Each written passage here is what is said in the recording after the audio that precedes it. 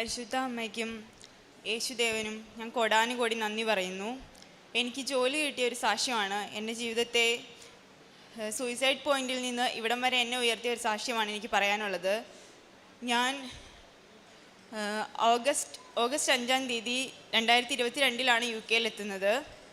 ഒരു senior health care assistant ആയിട്ടാണ് ഞാൻ അവിടെ പോകുന്നത്. അത് ഡൊമിസിലറി ആയിരുന്നു, door to door service. So ഞങ്ങൾക്ക് ഡ്രൈവ് ചെയ്യണമായിരുന്നു. ഡ്രൈവ് ചെയ്യാൻ കോൺഫിഡൻസ് ആയിട്ട് ഡ്രൈവിംഗ് ലൈസൻസോട് കൂടി പോയ എന്നെ മെൻ്റൽ ഹരാസ്മെൻറ്റോടുകൂടെ അവരെൻ്റെ കോൺഫിഡൻസിനെ ഇല്ലാതാക്കുകയും ഡ്രൈവ് ചെയ്യാത്തതിൻ്റെ പേരിൽ നിരന്തരം പീഡിപ്പിക്കുകയും ചെയ്തുകൊണ്ടേയിരുന്നു. ആ കമ്പനി അവിടുത്തെ സ്ലേവറി, അതുപോലെ തന്നെ കെയർ ക്വാളിറ്റി അതൊക്കെ പ്യുവറായതിൻ്റെ പേരിൽ പോലീസിൻ്റെ നിയന്ത്രണത്തിലായിരുന്നു. അതിൻ്റെ ഒബ്സർവേഷനും അവർക്കെതിരെ കേസൊക്കെ നടന്നുകൊണ്ടിരുന്നൊരു സമയത്താണ് ഞാൻ അവിടെ ചെന്നിറങ്ങുന്നത്. ഞങ്ങൾ പുതിയതായി വന്നിരുന്ന 2 പേരോടായിരുന്നു അവർക്ക് കൂടുതലായിട്ടും അവരുടേതായ പ്രശ്നങ്ങൾ ഞങ്ങളുടെ മേലെ അടിച്ചേൽപ്പിക്കാനാണ് അവിടെ നോക്കിക്കൊണ്ടിരുന്നത്. നിങ്ങൾ എല്ലാവർക്കും അറിയുന്നത് പോലെ തന്നെ UK-ലെയും ഇന്ത്യയിലെയും ഡ്രൈവിംഗ് റൂൾസ് ഒരുപാട് ഡിഫറെൻ്റ് ആണ്. അപ്പോൾ ഇവിടെ വണ്ടി ഓടിച്ച് പരിചയമുള്ള നമുക്ക് അവിടെ ചെന്ന് കഴിയുമ്പോൾ വിത്തൗട്ട് ട്രെയിനിങ് ഒന്നും ചെയ്യാൻ കഴിയില്ല. പ്രാക്ടീസ് തരാൻ പറഞ്ഞ് ഞങ്ങൾ നിരന്തരം അവരെ കോൺടാക്ട് ചെയ്തുകൊണ്ടിരുന്നു. എങ്കിലും ഞങ്ങൾക്ക് ഷിഫ്റ്റ് തരാതെ വീട്ടിലിരുത്തോ മാത്രമേ അവർ ചെയ്തിരുന്നുള്ളൂ. അതിനിടയിൽ ഞങ്ങൾക്ക് കൂടെ കിട്ടിയത് 2 ആഴ്ചയുള്ള ഷിഫ്റ്റ് മാത്രമാണ്. അതിലൂടെ ലോൺ അടയ്ക്കാനോ ഒന്നിനും പറ്റാത്തൊരു സാഹചര്യത്തിൽ ഇനി നിങ്ങൾ ഒറ്റയ്ക്ക് ഡ്രൈവ് ചെയ്ത് ഓരോരോ ഡോർ ടു ഡോർ സർവീസിന് പോകണം, അല്ലെങ്കിൽ നിങ്ങളുടെ വിസ ക്യാൻസൽ ചെയ്തു എന്ന് പറഞ്ഞുകൊണ്ട് ഞങ്ങളെ ഭീഷണിപ്പെടുത്താൻ തുടങ്ങി. ഈ സാഹചര്യത്തിലാണ് അവരുടെ കേസ് കൈകാര്യം ചെയ്തുകൊണ്ടിരുന്ന പോലീസ് ഓഫീസിൽ ഞങ്ങൾ ഞങ്ങൾ അവരുടെ അക്കോമഡേഷൻ തന്നെയായിരുന്നു താമസിച്ചുകൊണ്ടിരുന്നത്. അവിടെ വരികയും ഞങ്ങളെ ഇതിൻ്റെ പേരിൽ ആ കമ്പനിയിൽ നിങ്ങൾ എന്തെങ്കിലും പ്രശ്നങ്ങൾ നേരിടുന്നുണ്ടോ, എന്താണ് നിങ്ങളുടെ ബുദ്ധിമുട്ട്, അങ്ങനത്തെ കുറേ കാര്യങ്ങൾ ഞങ്ങളോട് അന്വേഷിച്ചു. അപ്പോൾ ആ മൊമെൻറ്റിൽ ഞങ്ങൾ നേരിട്ടുകൊണ്ടിരുന്ന പ്രശ്നം, ഞങ്ങൾക്ക് ഷിഫ്റ്റ് ഇല്ല, ഡ്രൈവിംഗ് ആയിരുന്നു അവർ പറഞ്ഞുകൊണ്ടിരുന്ന ഒരു പ്രശ്നം. അതിൻ്റെ പേരിൽ നിരന്തരം മെയിലായിട്ടും ഫോൺ കോളായിട്ടും ഞങ്ങളുടെ വിസ ക്യാൻസൽ ചെയ്യുമെന്ന് പറഞ്ഞുകൊണ്ട് ഞങ്ങളെ ഇങ്ങനെ നിരന്തരം കോൾ ചെയ്തുകൊണ്ടിരിക്കുമായിരുന്നു. ഇത് മാത്രമാണ് ഞങ്ങൾ അവരോട് പറഞ്ഞത്. പക്ഷെ അവിടെയുള്ള മറ്റ് സ്റ്റാഫുകൾ അവർക്കെതിരെ മൊഴി കൊടുത്തു. അവരോട് പെരുമാറുന്ന രീതി ശരിയല്ല, സ്ലേവ്സ് ആയിട്ടാണ് അവരെ കാണുന്നത്, അതുപോലെ തന്നെ അവർക്ക് ഷിഫ്റ്റ് ഇല്ല, അങ്ങനത്തെ പല കാര്യങ്ങളും ഞങ്ങൾ പറഞ്ഞു എന്നുള്ള രീതിയിൽ മറ്റുള്ളവർ അവരെ പറഞ്ഞ് തെറ്റിദ്ധരിപ്പിക്കുകയും അതിൻ്റെ പേരിൽ പിന്നീട് 1 മാസം ഞങ്ങൾക്ക് അവർ ഷിഫ്റ്റ് തരാതെയുമായി. ഇതിനിടയിലും നിരന്തരമായിട്ട് അവരുടെ ഓരോരോ കോളിലൂടെ നിങ്ങളുടെ വിസ ക്യാൻസലാക്കും, നിങ്ങൾക്ക് തിരിച്ച് നാട്ടിൽ പോകും, ഇങ്ങനെ ഞങ്ങളെ പറഞ്ഞ് പേടിപ്പിക്കാൻ തുടങ്ങി.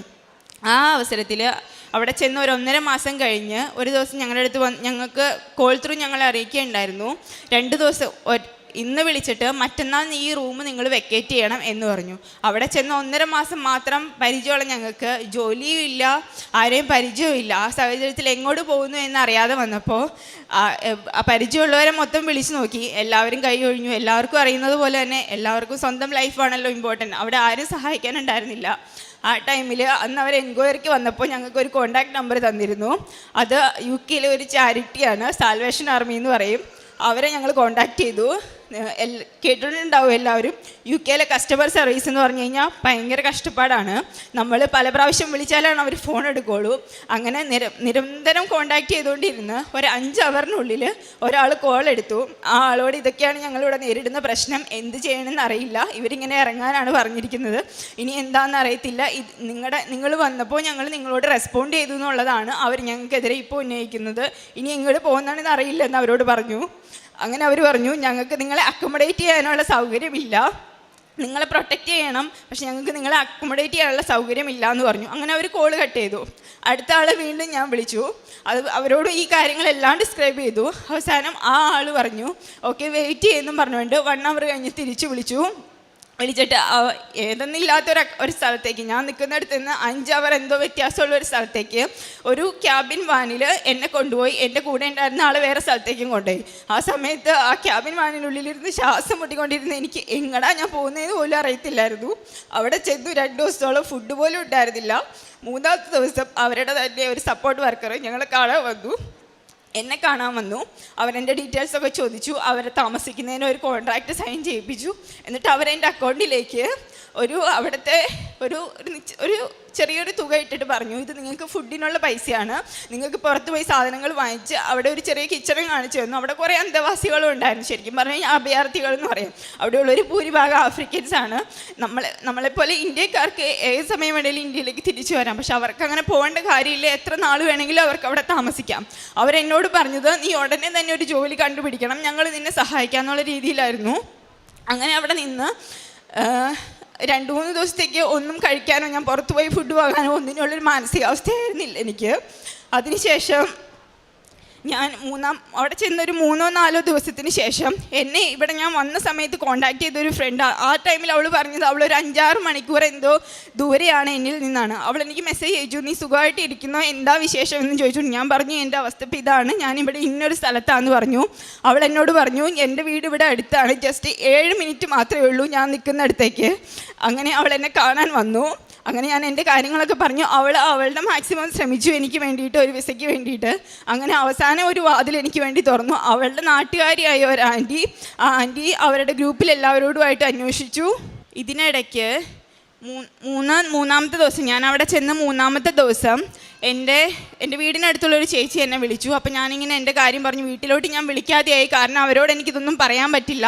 ലോൺ എടുത്തിട്ടാണ് ഞാൻ ഇവിടെ വന്നത്, അത് വലിയൊരു എമൗണ്ട് ആണ്. എൻ്റെ അച്ഛനും അമ്മയും സാധാരണക്കാരാണ്, പിന്നെ എൻ്റെ അനിയത്തി പഠിച്ചുകൊണ്ടിരിക്കുകയാണ്. അപ്പോൾ എനിക്കിത് അവരോടൊന്നും പറയാൻ പറ്റത്തില്ലായിരുന്നു. ഞാൻ ആരെയും വിളിക്കാതെയായി. ഒരിക്കൽ എന്നെ അവിടെ വീടിൻ്റെ അടുത്തുള്ളൊരു ചേച്ചി വിളിച്ചു. ആ ചേച്ചി ഇപ്പോൾ എൻ്റെ സങ്കടമൊക്കെ കേട്ടിട്ട് എന്നോട് പറഞ്ഞു, മോള് കൃപാസനം ഉടമ്പടി എടുത്ത് പ്രാർത്ഥിക്കുക, അത് ഓൺലൈനിൽ എടുക്കാൻ പറ്റും, ഞാൻ നിനക്കത് എങ്ങനെയാണെന്ന് പറഞ്ഞു തരാമെന്ന് പറഞ്ഞു. ആ സമയം വരെ കൃപാസനം എന്തെന്നോ ഈ അമ്മ എന്തെന്നോ ഒന്നും എനിക്കറിയില്ലായിരുന്നു. ആ ചേച്ചി പറഞ്ഞ ഇൻസ്ട്രക്ഷൻസ് അനുസരിച്ച് ഞാൻ ഓൺലൈൻ ഉടമ്പടി എടുത്തു. ആ ടൈം വരെ ഞാൻ യൂട്യൂബ് കയറി ചെക്ക് ചെയ്യുകയോ ഒന്നും ചെയ്തിട്ടില്ല ഇത് എന്താണെന്നുള്ളത്. ഓൺലൈൻ ഉടമ്പടി എടുത്തതിന് ശേഷം ഞാൻ ആ ചേച്ചി നിയമങ്ങൾ വെച്ചു. അതിനുശേഷം ഞാൻ ആ ചേച്ചിയെ വിളിച്ചു. ഇനി എന്താ ഞാൻ ചെയ്യേണ്ടതെന്ന് ചോദിച്ചു. ആ ചേച്ചി പറഞ്ഞു, മോൾ യൂട്യൂബിൽ കയറി ഇങ്ങനെ സെർച്ച് ചെയ്യ്, അപ്പോൾ നിനക്ക് കൃപാസനം ഒഫീഷ്യൽ അക്കൗണ്ട് കാണാൻ പറ്റും. അത് നീ സബ്സ്ക്രൈബ് ചെയ്ത് കഴിഞ്ഞ് കഴിയുമ്പോൾ നിനക്ക് അതിൻ്റെ നോട്ടിഫിക്കേഷൻ കാര്യങ്ങളൊക്കെ വരും, അപ്പോൾ നിനക്ക് മനസ്സിലാവും. ഞാനത് കുറേ ദിവസങ്ങളിരുന്ന് കണ്ടുപിടിച്ച് അന്ന് മുതലേ ഞാൻ പ്രാർത്ഥിക്കാൻ തുടങ്ങി. അതിലൂടെ പ്രത്യക്ഷ പ്രാർത്ഥന ചൊല്ലി, ധ്യാനങ്ങൾ കേട്ട്, സാക്ഷ്യങ്ങൾ കേട്ട് ഞാൻ പ്രാർത്ഥിക്കാൻ തുടങ്ങി. അതിനുശേഷമാണ് എൻ്റെ ഫ്രണ്ട് എനിക്ക് മെസ്സേജ് അയക്കുന്നത്, അവൾ ഇത്ര അടുത്താണെന്നും പറഞ്ഞുകൊണ്ട്. അവരെന്നെ കാണാൻ വന്നു. അതുവഴി ഒരു ആൻറ്റിയെ പരിചയപ്പെട്ടു. ആ ആൻറ്റിയുടെ അബ്രോഡുള്ള ഏതൊരു ബ്രദർ വഴി വേറൊരു അവിടെ വിസയൊക്കെ പ്രൊവൈഡ് ചെയ്യുന്ന ഒരു ചേട്ടൻ എന്നെ വിളിച്ചു. ആ ചേട്ടൻ എൻ്റെ അടുത്ത് പറഞ്ഞു, ഞാൻ ഒരിക്കലും ഒരു മെഡിക്കൽ ഫീൽഡിലുള്ള ഒരാളല്ല, സോ എനിക്ക് ഒരു എക്സ്പീരിയൻസും ഇല്ല, അതിൻ്റേതായ ക്വാളിഫിക്കേഷനും ഇല്ല, നിനക്കിവിടെ ജോലി കിട്ടുക എന്ന് പറയുന്നത് ഭയങ്കര ബുദ്ധിമുട്ടാണ്. അല്ലെങ്കിൽ നീ ഇപ്പം ചിലവാക്കിയതിൻ്റെ തന്നെ ഇരട്ടി തുക കൊടുക്കുകയാണെങ്കിൽ സ്പോൺസർഷിപ്പ് പ്രൊവൈഡ് ചെയ്യുന്നവരുണ്ട് എന്ന് എന്നോട് പറഞ്ഞു. പക്ഷെ ആ സമയത്ത് ഞാൻ എൻ്റെ ലോണൊന്നും ചെയ്തിട്ടില്ല. ഇനി അത്രയും പൈസ തന്നെ ഞാൻ ഉണ്ടാക്കുകയും ചെയ്യണം. എൻ്റെ മുന്നിൽ വേറെ ഒരു വഴിയും ഇല്ലായിരുന്നു. ഞാൻ പറഞ്ഞു, ചേച്ചി ചേട്ടൻ എന്നെക്കൊണ്ട് ഇത് പറ്റത്തില്ല, എൻ്റെ കയ്യിൽ ഇനി അടയ്ക്കാനും പൈസ ഇല്ല എന്ന് പറഞ്ഞു. ആ ചേട്ടൻ എന്നെ പിറ്റേ ദിവസം തന്നെ തിരിച്ചു വിളിച്ചു. മോളെ ഇങ്ങനെ ഒരു ഇതുണ്ട്, നീ അവിടെ പോയി നോക്കുക എന്ന് പറഞ്ഞു. അങ്ങനെ ആ ചേട്ടൻ എന്നെ വേറൊരു ഫ്രണ്ട് വഴി ആ പുള്ളി എന്നെ 2 ഇൻ്റർവ്യൂവിന് ആ ദിവസം തന്നെ കൊണ്ടുപോയി. ഞാൻ അവിടെ ഇൻ്റർവ്യൂ അറ്റൻഡ് ചെയ്തു. പോകുന്ന വഴികളിലെല്ലാം പ്രത്യക്ഷീകരണ പ്രാർത്ഥനയും ധ്യാനങ്ങളും സാക്ഷ്യങ്ങളും കണ്ടിന്യൂസ് അവരെന്നോട് വർത്തമാനം പറഞ്ഞുകൊണ്ടിരിക്കുന്ന സമയത്ത് തന്നെ ഞാൻ ഇതൊക്കെ കണ്ടിന്യൂസ് ചെയ്തുകൊണ്ടായിരുന്നു പോയിക്കൊണ്ടിരുന്നത്.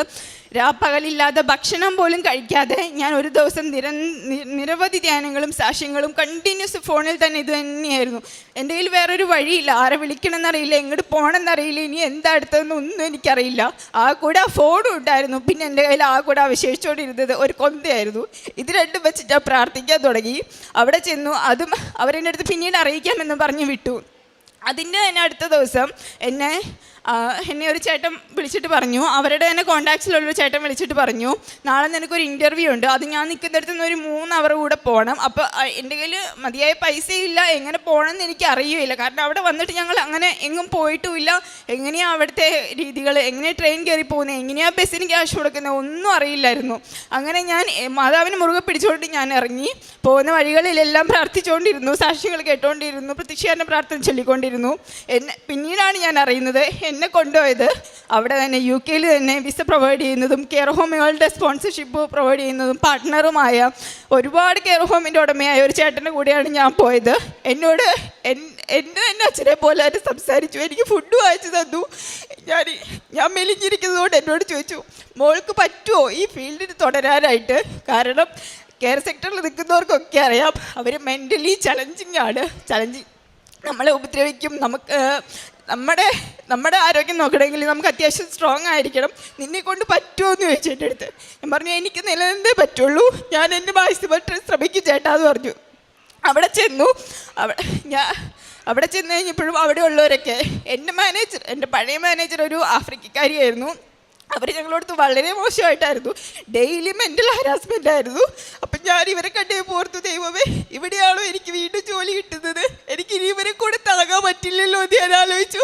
ആ നിമിഷം ഞാൻ അമ്മയോട് പറഞ്ഞു, അമ്മേ ഇവിടെയാണ്, അല്ലെങ്കിൽ ഞാൻ ഈ പോകുന്നിടത്താണോ എനിക്ക് ജോലി കിട്ടുന്നതെങ്കിൽ ആ ആൾ ഒരു ഇന്ത്യക്കാരനെങ്കിലും ആയിരിക്കണേ, നല്ല രീതിയിൽ പെരുമാറുന്ന ഒരാളായിരിക്കണേ എന്ന് ഞാൻ പ്രാർത്ഥിച്ചു. ഞാൻ ഇൻ്റർവ്യൂ അറ്റൻഡ് ചെയ്തു. അവരെൻ്റെ അടുത്ത് പറഞ്ഞു ഇതുപോലെ തന്നെ കോൺടാക്ട് ചെയ്യാം. എൻ്റെ ഡീറ്റെയിൽസൊക്കെ വാങ്ങിച്ചു. ആ ചേട്ടൻ അതുപോലെ തന്നെ എന്നെ എൻ്റെ വീട്ടിൽ കൊണ്ടാക്കി. പുള്ളി പോയി. ഞാൻ വീട്ടിൽ വന്നു. എൻ്റെ മെയിൽ നോക്കുമ്പോൾ ഞാൻ കാണുന്നത് എൻ്റെ സ്പോൺസർഷിപ്പാണ്. അവിടെ അമ്മ എന്നെ കാത്തു.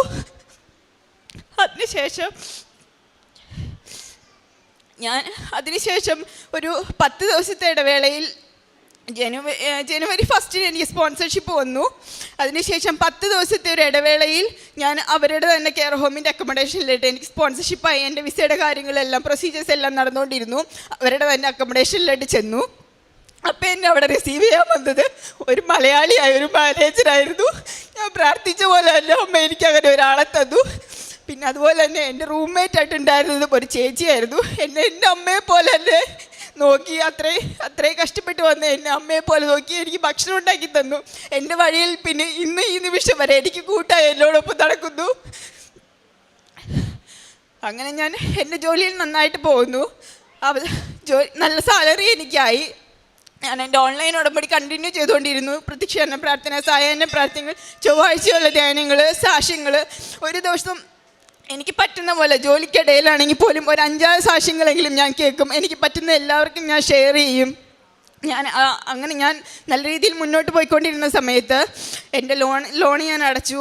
എൻ്റെ അച്ഛനും അമ്മയും ഒരു സാധാരണക്കാരായിരുന്നു. അതുകൊണ്ട് ഞങ്ങളുടെ കുടുംബവും വളരെ സാധാരണ രീതിയിലുള്ളതായിരുന്നു. എൻ്റെ ചെറുപ്പം മുതലുള്ള ഒരു ആഗ്രഹമായിരുന്നു ഒരു നല്ല വീട് എന്നത്. അമ്മയുടെ അനുഗ്രഹം കൊണ്ട് ആ ജോലിയിലൂടെ എനിക്കൊരു നല്ല വീട് വാങ്ങാനും സാധിച്ചു. ഇന്ന് എൻ്റെ അച്ഛനും അമ്മയും ജീവിക്കുന്നത് അവിടെയാണ്.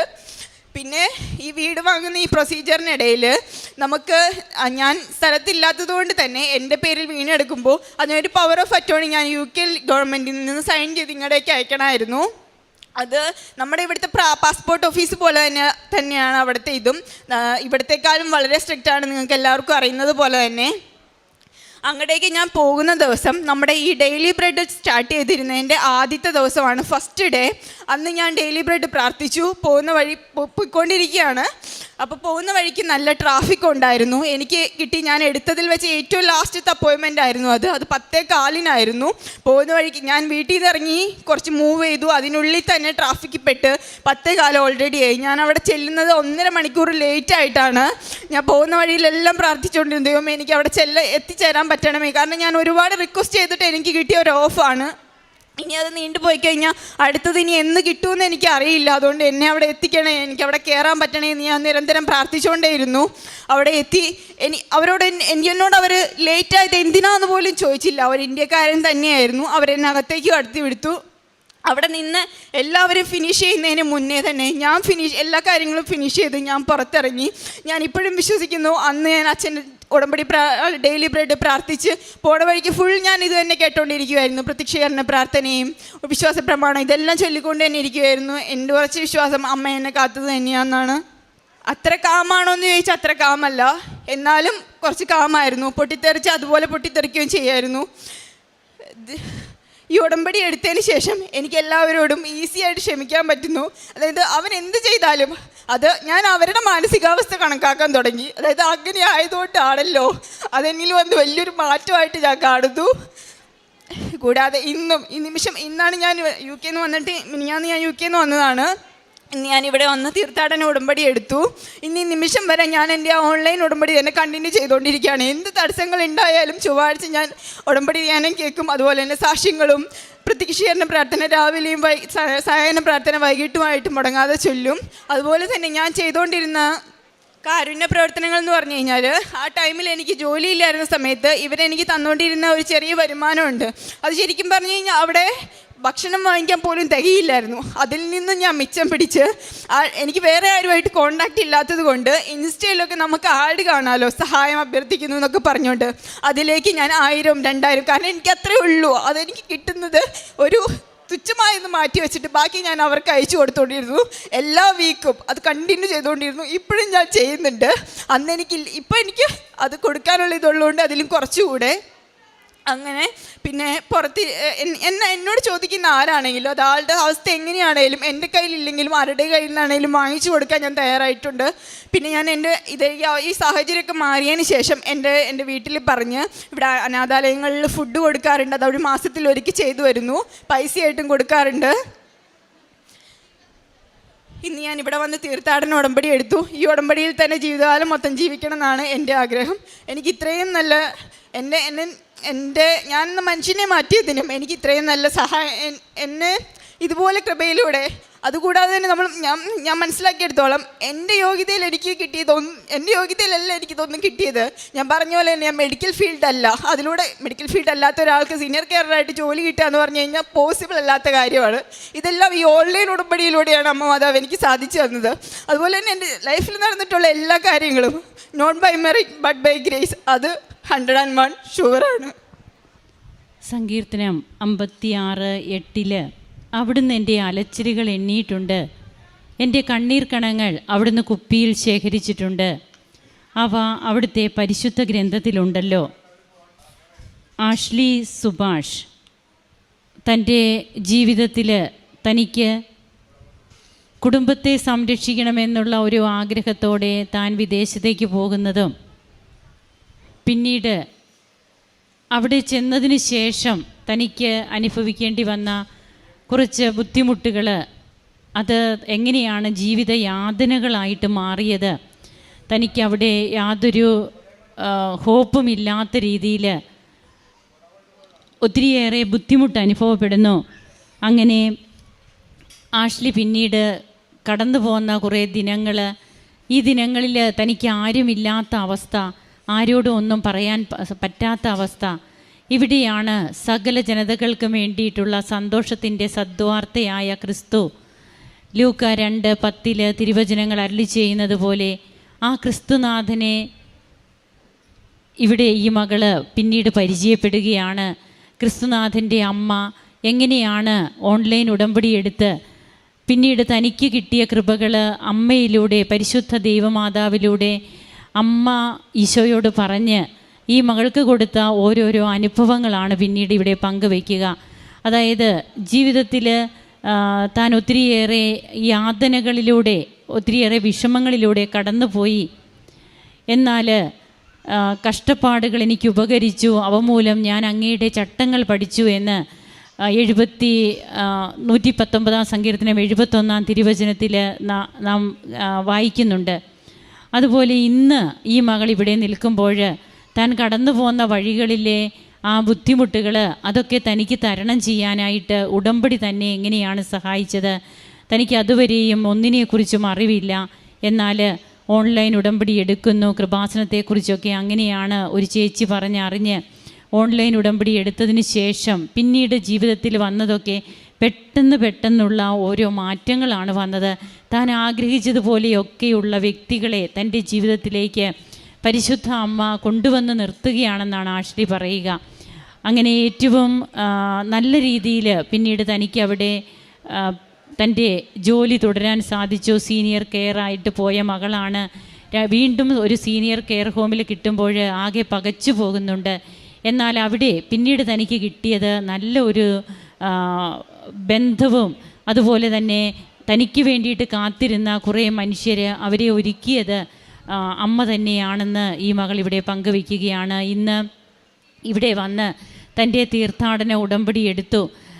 എങ്ങനെയൊക്കെയാണ് തനിക്ക് തൻ്റെ ജീവിതത്തിൽ പിന്നീട് കടങ്ങൾ മാറ്റാനായിട്ട് കുറേയൊക്കെ തൻ്റെ വരുമാനത്തിൽ നിന്ന്, കടബാധ്യതകളിൽ നിന്ന് തൻ്റെ മാതാപിതാക്കളെ സംരക്ഷിക്കുവാൻ കഴിഞ്ഞു.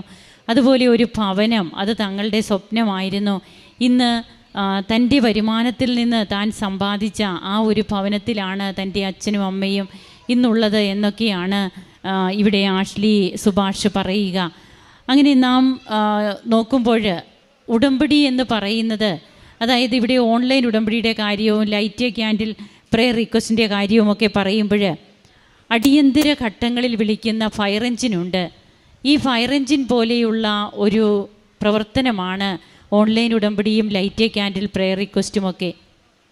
അത് ഒരിക്കലും വേറെ ഒരു വഴിയും നമുക്കില്ല എന്നുള്ളപ്പോൾ കൃപാസനത്തിൽ പരിശുദ്ധ അമ്മയുടെ തിരുനടയിൽ തിരിതെളിച്ച് പ്രാർത്ഥിക്കുന്ന ലൈറ്റ് എ ക്യാൻഡിൽ പ്രെയർ ലോകത്തിൻ്റെ ഏത് കോണിലിരുന്നാലും നമുക്കത് ചെയ്യാം. അതുപോലെ ഓൺലൈൻ ഉടമ്പടി വേറെ ആരോടും നമുക്ക് പ്രത്യേകമായിട്ടുള്ള പ്രതിബദ്ധതയോ അല്ലെങ്കിൽ എന്തെങ്കിലും അനുവാദമോ ഒന്നും ആവശ്യമില്ല.